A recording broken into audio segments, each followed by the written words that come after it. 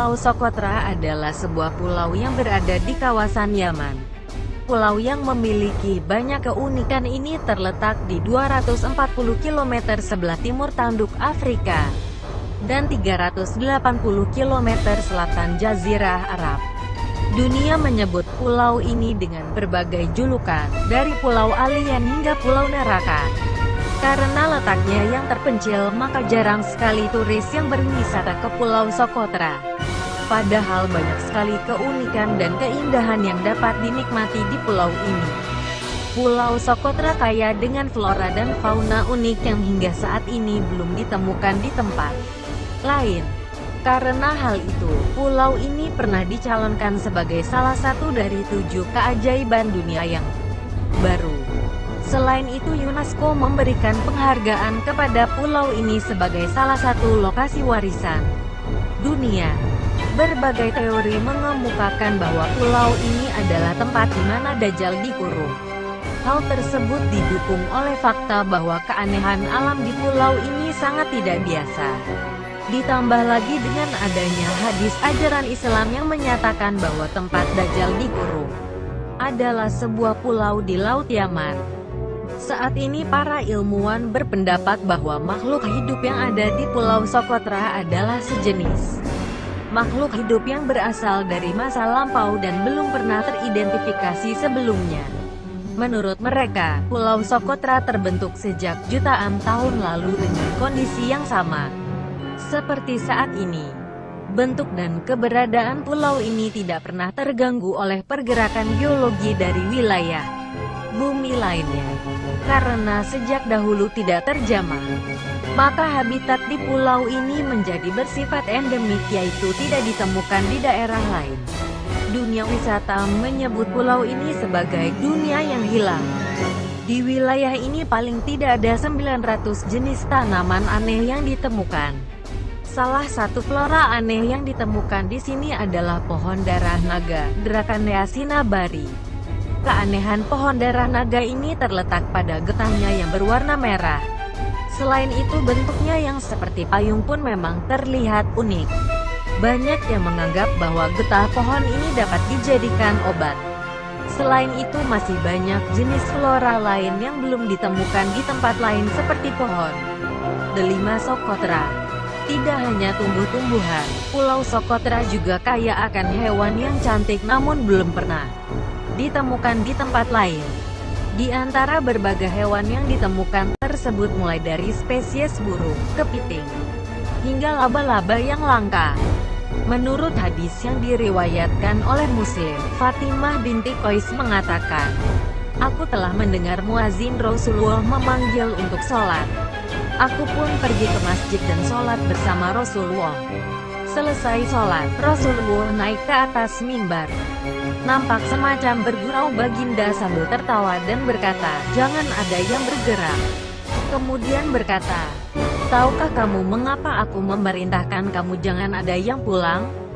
Kami menjawab, 'Allah dan Rasulnya yang lebih tahu.'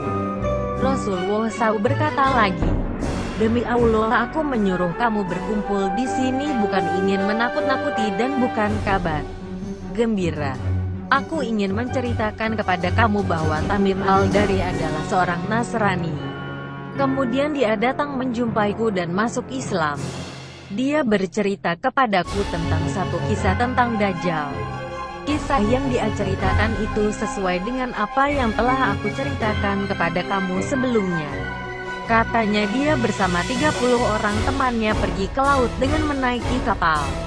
Angin kencang datang bertiup dan ombak besar membawa mereka ke tengah-tengah samudera yang luas. Mereka tidak dapat mengarahkan kapalnya ke pantai sehingga harus berada di atas laut selama 1 bulan.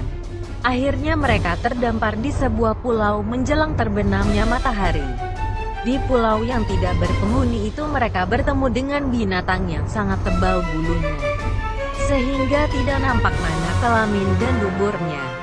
Mereka bertanya kepada binatang itu, "Makhluk apa engkau ini?" Binatang itu menjawab, "Aku adalah Al-Jassasah." Mereka tanya, "Apa itu Al-Jassasah?" Binatang itu hanya menjawab, Wahai kelompok pria, pergilah ke tempat itu untuk menemukan pria macam ini. Sesungguhnya dia pun ingin bertemu dengan kamu. Mereka pun pergi ke tempat yang ditunjukkan oleh binatang itu. Di sana mereka menemukan seorang pria yang sangat besar dan tegap. Artinya mereka tidak pernah melihat orang sebesar itu. Dari tangannya sampai ke tengkuknya dikuatkan dengan besi. Begitu juga dari lututnya sampai ke telapak kakinya. Mereka bertanya, "Siapakah Anda?" Orang seperti raksasa itu menjawab, "Kamu telah mendengar cerita tentang aku, sekarang aku pula ingin bertanya siapa kamu ini?" Mereka menjawab, "Kami adalah orang Arab, kami pergi ke laut naik kapal. Tiba-tiba datang ombak besar membawa kami ke tengah-tengah samudera luas dan kami berada di lautan selama 1 bulan. Akhirnya kami terdampar di pulau Anda ini. Awalnya kami bertemu dengan binatang yang sangat tebal bulunya sehingga kami tidak dapat mengenali jenis kelaminnya. Kami tanya siapa dia, katanya Al-Jasasah. Kami tanya apa maksudnya, dia hanya menjawab, 'Wahai kelompok pria, pergilah ke tempat ini untuk menemukan pria macam ini. Sesungguhnya dia pun ingin bertemu dengan kamu. Itulah sebabnya kami datang ke tempat ini. Sekarang kami sudah bertemu dengan Anda dan kami ingin tahu siapa Anda sebenarnya.' Makhluk yang sangat besar itu belum menjawab pertanyaan mereka, terus saja mengajukan pertanyaan. "Ceritakan kepadaku keadaan kebun kurma yang di Bisan, nama tempat di negeri Siam itu." Mereka menjawab, "Kondisi apanya yang Tuan maksudkan?" Orang besar itu menjawab, "Maksudku apakah pohon kurma itu berbuah?" Setelah mereka menjawab bahwa pohon kurma itu berbuah, orang besar tadi berkata, "Aku takut pohon itu tidak berbuah." Orang besar itu bertanya lagi, "Ceritakan kepadaku tentang Sungai Tabara, Danau Tiberias." Mereka menjawab, "Tentang apanya yang Tuan maksudkan?" Lelaki itu menjawab, "Maksudku airnya apakah masih ada?" Mereka menjawab, "Airnya tidak susut." Lelaki itu berkata, "Air sungai itu disangsikan akan kering." Akhirnya pria seperti raksasa itu berkata, "Kalau begitu ceritakan kepadaku tentang Nabi Al-Amin itu, apa yang dia buat?" Mereka menjawab, "Dia telah berhijrah dari Makkah ke Madinah." Lelaki itu bertanya lagi, "Apakah dia diperangi oleh orang-orang Arab?" Mereka menjawab, "Ya, dia diperangi oleh orang-orang Arab." Lelaki itu bertanya lagi, "Kalau begitu apa pula tindakan dia terhadap mereka?" Mereka ceritakan bahwa Rasulullah telah mengembangkan dakwahnya dan sudah banyak pengikutnya. Orang besar itu berkata lagi, "Memang begitulah, padahal mereka beruntung jika taat kepadanya." Kemudian orang itu berkata, "Sekarang aku terangkan kepadamu bahwa aku adalah Al-Masih Dajjal. Nanti aku akan diberi izin keluar, lalu aku pun akan menjelajah dunia ini. Dalam waktu 40 malam sudah dapat aku jalani semua, kecuali Makkah dan Madinah yang aku tidak dapat memasukinya. Negeri Makkah dan Madinah dikendalikan oleh para malaikat, maka aku tidak dapat menembusnya." Rasulullah menekankan tongkatnya di atas mimbar sambil berkata, "Inilah negeri yang tidak dapat dimasukinya itu, yaitu Madinah. Saudara-saudara sekalian, apakah sudah aku sampaikan cerita ini kepada kamu?" Mereka menjawab, "Ya, sudah ya Rasulullah." Rasulullah SAW berkata lagi, "Sesungguhnya hadis Tamim itu lebih meyakinkan aku lagi.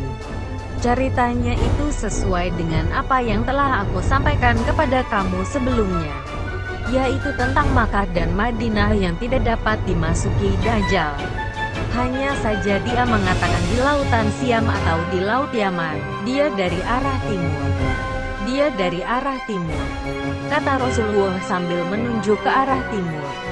Dengan hadis tersebut Rasulullah kembali menyampaikan kabar bahwa Dajjal akan muncul dari arah timur Madinah. Melihat letak Pulau Sokotra, berbagai flora fauna dan keunikan alamnya, tempatnya yang terpencil dan tepat di laut Yaman, maka bukan tidak mungkin bahwa teori yang menyatakan Dajjal dikurung di pulau tersebut memang benar adanya.